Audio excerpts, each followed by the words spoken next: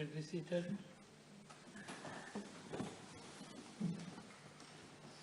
Next question. B948. Mr. Speaker, sir, on the basis of the information submitted to my ministry, I am informed that around mid-May 2022, Building and Civil Engineering Company Limited has, in view of its financial situation, applied to the Mauritius Investment Corporation Limited for financial assistance. BCE was informed during the second week of July 2022 that the board of MIC has not approved the application. Subsequently, on the 15th of July, the directors of BCE passed resolutions pursuant to Section 137 of the Insolvency Act to appoint Messrs. MO, AG, RM as accredited professional liquidators to undertake a creditor's voluntary winding up in accordance with the Insolvency Act 2009. The joint provisional liquidators will proceed to the liquidation of the company. Mr. Speaker, sir, I am also informed that BCE has a labour force of 517 workers. On 19th of July 2022, the provisional liquidators gave notice of termination of employment to 466 workers as from 22nd of August 2022 and to 45 others as from 30th of September 2022. 6 local workers have, however, not been given any notice of termination as their services will still be required in connection with the winding up of the company. Mr. Speaker, sir, with regard to part A of the question, I am informed that out of the 511 workers who were made redundant, 153 are foreign nationals, as follows: Bangladeshi 111, Indians 41, South African 1. Mr. Speaker, sir, Section 72 of the Workers' Rights Act provides inter alia that an employer intending to reduce its workforce or close down his enterprise shall first notify and negotiate with the recognized trade union or representatives of the workers where there is no recognized trade union. Secondly, an employer shall give notice of intended reduction or closing down to the redundancy board where there is no agreement with the representatives of workers or where there has been no negotiation. Thirdly, an employer shall not reduce or close down his enterprise during the prescribed period unless the employer has made an application to seek financial assistance from a specified institution and the application has not been approved. Fourth, a worker may apply to the redundancy board for an order to claim reinstatement or severance allowance for unjustified termination of employment. And lastly, the supervising officer may, at the request of any of the parties, provide a conciliation service to assist them in the negotiation with a view to reach an agreement. Mr. Speaker, sir, with regard to the payment of remuneration in cases of insolvency, Section 40 of the Workers' Rights Act provides for payment of remuneration up to 57 rupees to all workers, including foreign national, which includes basic wage for not more than 3 preceding months, wage in lieu of notice and end-of-year bonus, and payment of gratuity on retirement to local workers where contributions have not been made to the PRGF. Mr. Speaker, sir, as regards to part B1 and 2 of the question, I am informed that a tripartite meeting was held at my ministry on the 20th of July 2022 at the request of the Confédération des travailleurs des secteurs publics et privés, CTSP, which is the sole representative to defend the legal rights of the workers in the construction industry and for conducting collective bargaining. The CTSPP and liquidators agreed on the following in the presence of the officers of my ministry. Firstly, all workers, including foreign nationals, would be guaranteed the payment of their wages up to the end of their notice period, that is 22nd of August and 30th of September 2022, as the case may be. Secondly, payment of wages for the month of July 2022 would be effected at the end of July 2022. Thirdly, for those workers whose notice period would expire on the 22nd August 2022 or 30th September 2022, payment of wages would be effected on their last date of employment. Fourth, for those workers who would be recruited by another employer before the end of July 2022 and after the end of July 2022, they would be guaranteed payment of their wages at the end of July 2022, and the amount for period ending 22nd August 2022 or September 2022 on the 10th of September 2022 or 30th of September 2022, respectively. Fifth, all redundant workers would make an application to my ministry for payment of their end-of-year bonus 2022 from the Wage Guarantee Fund account in view of the fact that the liquidators do not have the necessary funds to pay same in order to ensure timely action regarding payment of the end-of-year bonus. A special desk would be set up at the level of my ministry. Six, gratuity on retirement would be paid from the Wage Guarantee Fund account to local workers attaining their retirement age of 55. 7, other claims such as refund of outstanding annual leaves 2022 would have to be made to the liquidators by way of proof of claim.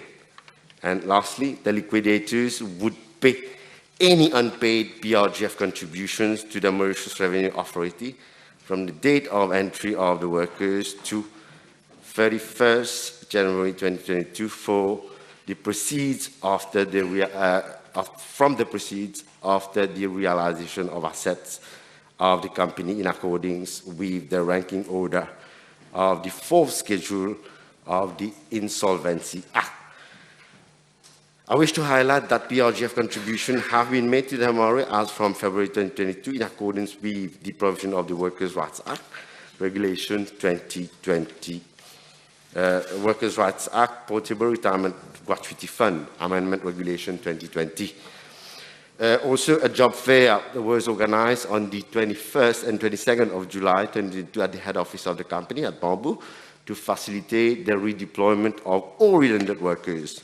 30 companies have expressed their interest to participate in the job fair, and the outcome is being awaited. As regard to migrant workers who would not wish to be redeployed, the liquidators will bear the cost of their repatriation. Mr. Speaker, sir, I'm informed that the Redundancy Board has not received any application to claim severance allowance for unjustified termination of employment from the redundant employees of BC under Section 728 of the Workers' Rights Act as at close of business on the 25th of July 2022, that is yesterday. That was yesterday. I am also informed that according to the existing agreement between the workers and BC, the foreign nationals are entitled to a compensation of 1 day's basic wage per month of service with effect from their date of entry up to 23rd of October 2019. That prior to coming into force of the Workers' Rights Act on the 24th of October 2019. Furthermore, the foreign nationals are entitled on expiry of their contract of employment or work permit or on termination of employment to the refund of all contributions paid in their favour to the National Pension Fund as at August 2020 under Section 23B1 of the National Pension Act.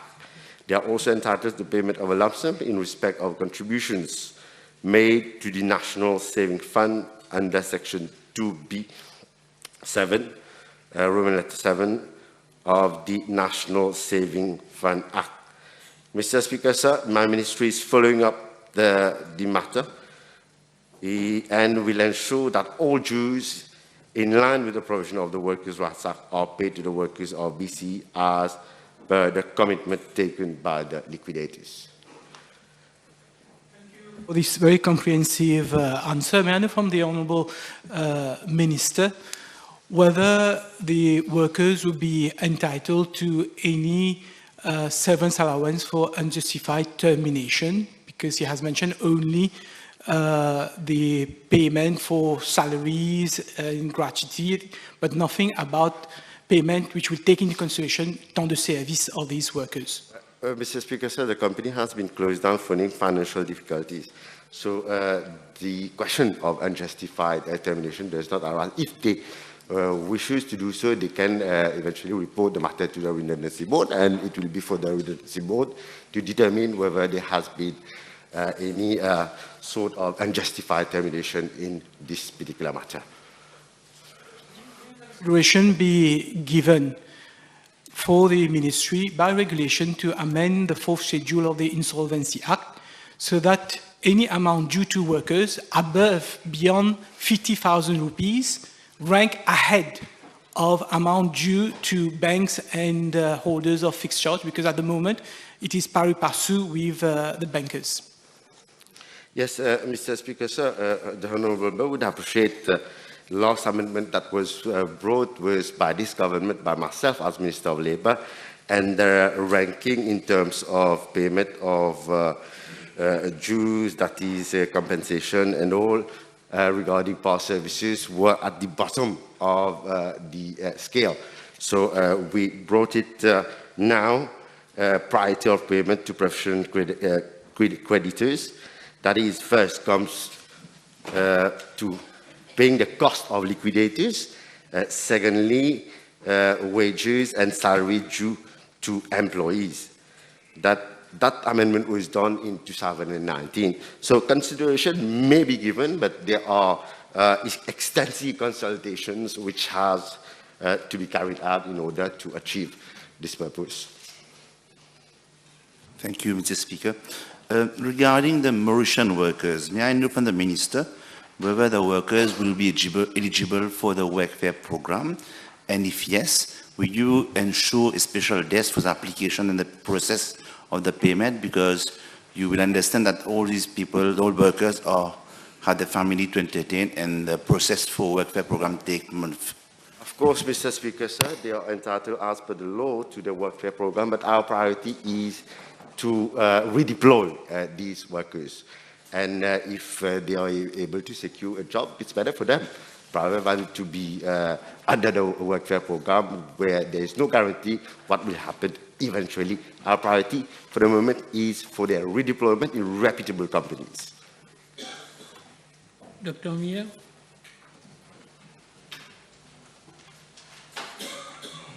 MP Navar Marie? D950.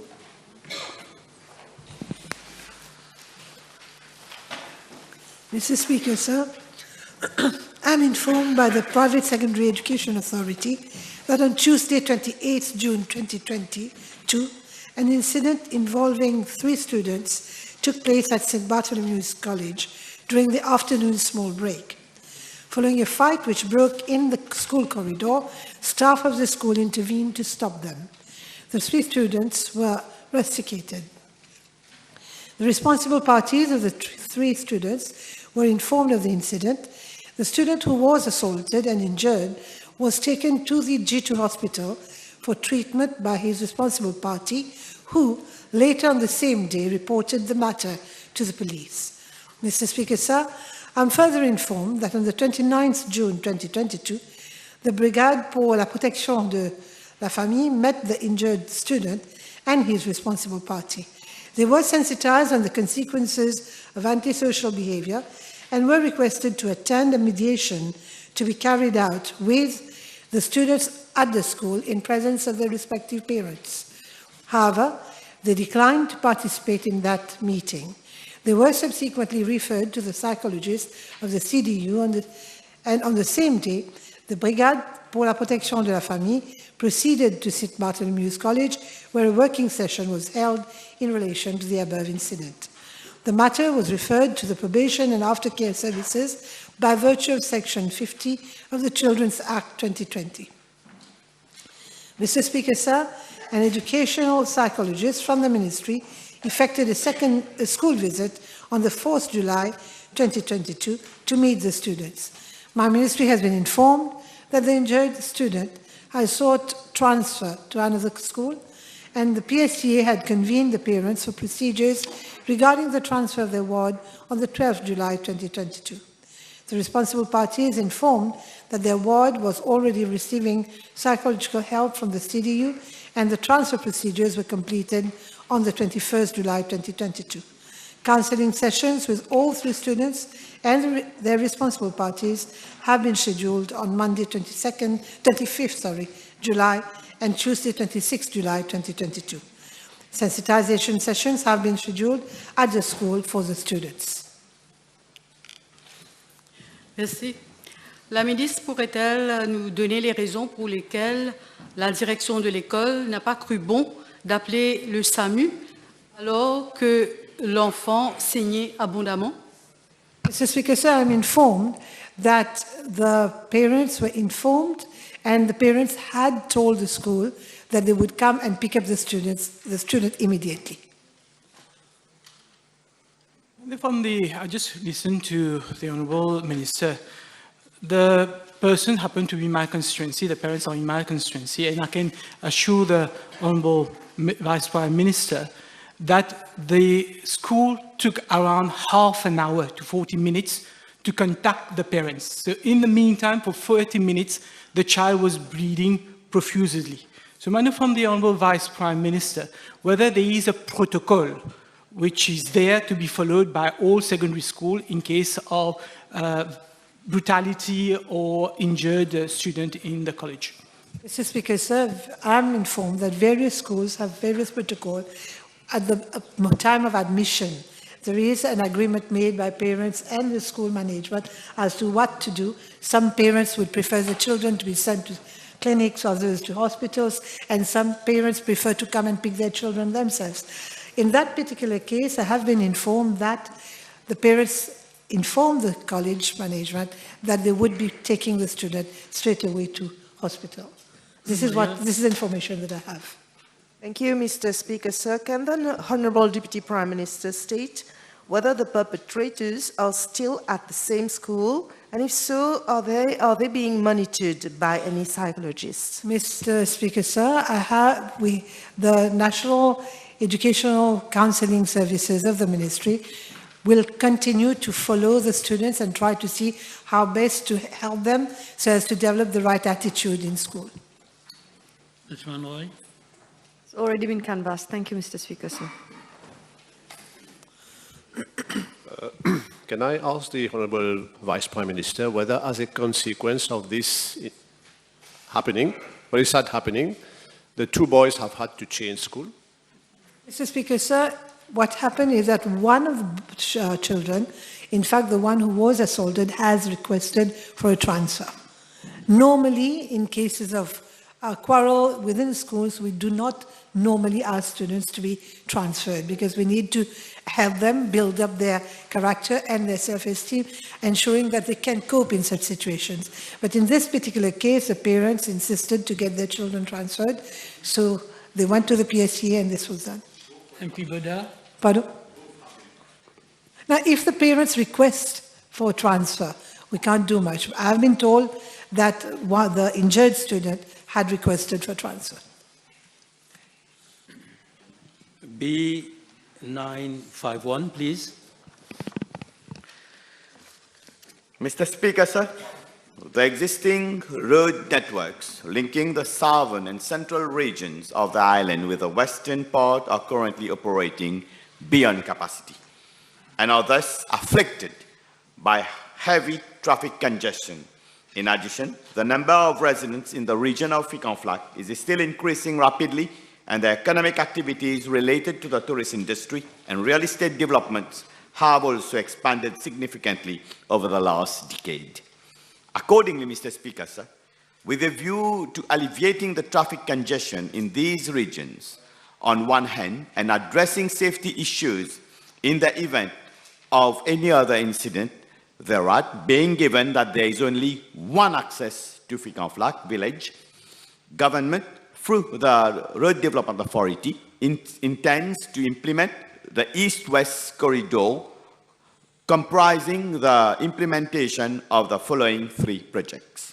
Firstly, La Vigie, La Brasserie, Beauchange, Link Road, Phase 1, which starts from the motorway M1 at La Vigie, crosses the Phoenix Plaisance Road A10 at 16e Mille, and ends at La Marie, B102 at La Marie. Secondly, La Vigie, La Brasserie, Beauchange, Link Road, Phase 2, which starts from La Marie Road, B102 at La Marie, passes through Orietta Hollywood, and ends at Pierrefonds. This new road will also link the Palma Road, B2, and the Phoenix Beauchange Road, B130, and thirdly, the Ficanflac bypass from Pierrefonds roundabout to Ficanflac. Mr. Speaker, sir, with regard to part A of the question, I'm informed by the RDA that the works in respect to the first project, that is from La Vigie to La Marie, have started on the 10th February 2021, and the progress of works is at 41% as a date. The project is expected to be completed in September 2023. As regard to part B of the question, I'm informed that the second project from La Marie to Pierrefonds is presently at procurement stage and will be awarded shortly. The works are expected to start in September 2022 and will be completed in September 2024, that is after a construction period of 24 months. Mr. Speaker, sir, as regards the project with a segment starting from Pierrefonds to Ficanflac, same will be implemented in collaboration with Medin Limited under the 50-50 Smart City cost-sharing policy scheme, whereby Medin Limited will contribute 50% of the land required for the project and 50% of the project cost in kind, that is in terms of land. The agreement is presently being finalized. I'm further informed that the RDA, in collaboration with the Medin Limited, has already completed the detailed engineering design of the project. The procurement exercise would be launched shortly, and the works are expected to start April 2023 and will be completed April 2025. That is a construction period of 24 months. Thank you, Mr. Speaker, sir. I have two supplementary questions. May I ask the Honourable Minister who carried the geotechnical tests for the segment between La Marie and La Vigie? Mr. Speaker, sir, there was a consultant on this project, and the geotechnical tests were carried out by the consultant. Namely, I'll find, if I'm not mistaken, it should be Lux Consult. Thank you. Thank you. May I ask whether there has been any cost overrun on that segment so far, the 41% which has already been completed? No, Mr. Speaker, sir. There hasn't been any cost overrun so far. Next question. B952.